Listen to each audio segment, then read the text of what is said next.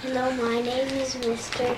Tom, and we will be talking about F in the Fantastic Four issues that are really good, and with it didn't quite continue at the very start of it, but then since in the last one of it, they get teleported into the negative zone, and just with this one they go to the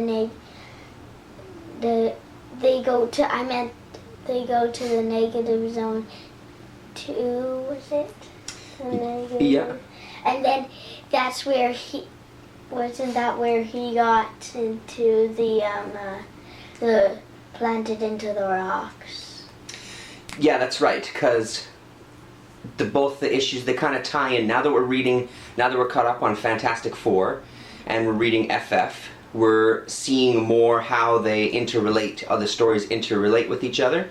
So in this one and the previous one, they find, what's his name, Blastar? Is that his name? Yeah, I think so, Blastar. Let's just have a check. I'm pretty sure as well, but let's just double check. Yeah, Blastar. So they find him embedded in these rocks at the beginning of the creation of the universe, where he's going to be destroyed. But the Fantastic Four sort of saves him because they don't know. They bring him to the end of time, where he's going to be destroyed. And then in FF, so this one is number 7. Let's see if I get this right, and that's number 7. I think they, basically in number 7, the FF transport Blastar to the point where the Fantastic Four in issue 6 first find him. So we're seeing that they interrelate. Mm-hmm. Does that sort of make sense? Yeah. Yeah. But we didn't quite read them in order. I guess the FF goes before the Fantastic Four for this. I think that's how it goes, yeah, because you read FF number 7, then you read Fantastic Four number 8, then FF number 8. So it's Fantastic Four first, I think is how it goes. I think is maybe how you should be reading. I don't know if it ultimately matters too much. It's just you kind of read them both together, which kind of makes the story even better, eh? Mm-hmm. Like we were kind of liking FF, or whichever one, FF. We were kind of liking FF already. But now that we've read Fantastic Four, they're both kind of really good. Yeah, the FF kind of started out bad because it was just really talking, but now it seems like it's getting better and better and better. So the first ones, they were a bit slow for you, weren't they? Because there was lots of talking. Yeah, I kind of liked the first ones. I kind of liked them. It started there was a couple where it was losing me a little bit, but now it's at the point where it's really good. And this issue, what did you think of this one? This was a good one, and in this issue, because I think I know, and then it's getting even better because FF wanted to end Doom, and so I think they're gonna have a battle with Dr. Doom. I think so, yeah, and that's the last page, eh? Yeah. Where Dr. Doom is confronting Johnny Storm, right? Is that who he's talking to? Tell me about this so-called FF and their plan to end Doom. Ba-da-da-da, Alex Powers, who he's talking to. So yeah, that'll be very cool. This was a really good issue. Yeah. And then, what did we find out? Because we also decided to try out, let's not spoil the surprise yet, but let's talk a little bit about, so we decided that we would try out old Fantastic Four. Yeah. So we got number 98 and we got number 109. So we'll talk a little bit first about, it's something that I always wanted to try, older Fantastic Four, because I was curious in it. The one you're looking at now is drawn by Kirby, Jack Kirby, and we just read it last night. So that was this one where they go Doomsday on the moon, and they tie it into the first moon landing. The story ties into the first moon landing, and the Kree? Yeah. The Kree Empire was going to sabotage it somehow, and the Fantastic Four saved the day, of course, so the moon landing goes off without a hitch. And it's amazing. I really am liking older Fantastic Four. So I'm going to be looking for some for us. What did you think about just this first issue, first of all, that we read last night? This Doomsday on the Moon. It was kind of talky. It was kind of talky, yeah. That's it. What did you think about the drawings? Oh, they were good. Yeah. I like how they did the picture of the Kree guy. It looked like yeah, the Sentry. Yeah, it looked like Machine Man more. It did look a little like a Machine Man, but it was a really good drawing, eh? Yeah, I really liked it as well. Yeah. So when I picked up these 2 issues, I just randomly picked up 2 that I thought would look cool. At the same time, that same day, I also picked up FF. And I swear to you, I didn't do it on purpose. Number 109, if you want to hold that one right beside it, if you look here, I'll hold this one and you hold FF. So right about there. Yeah, and see the Annihilus guy saying, once you have found me, you will never return. Once you have found me, us, you will never return. Say something, She-Hulk.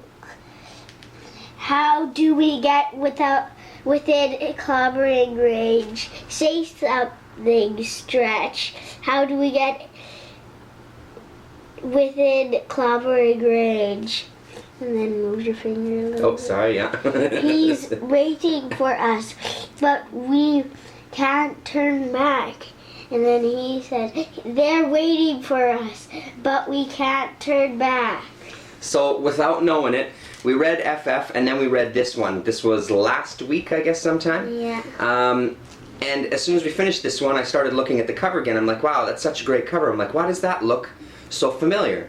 And then, because I'm a little slow, I then looked at FF, and found out that FF was an homage to issue number 109. And it even says, Allred signed it, Allred loves Buscema, because it's Sal Buscema who does the cover here and does the art here.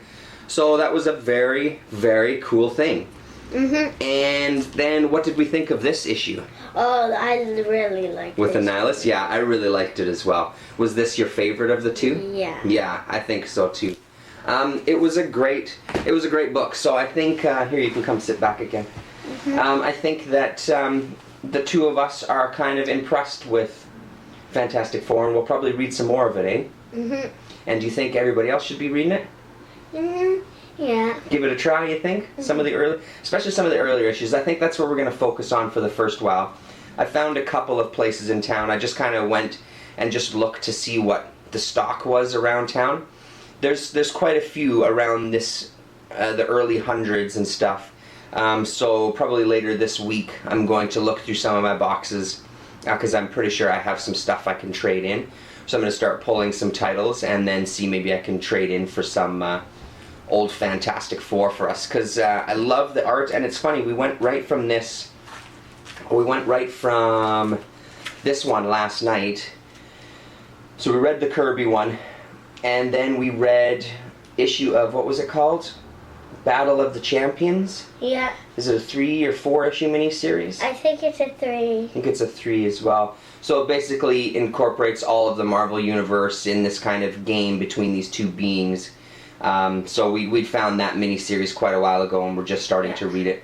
We read the first issue, and it was amazing how much difference there was in just even the page layout. Like, the spaces around, like on the edges of the pages, were huge. There was so much space that wasn't being utilized.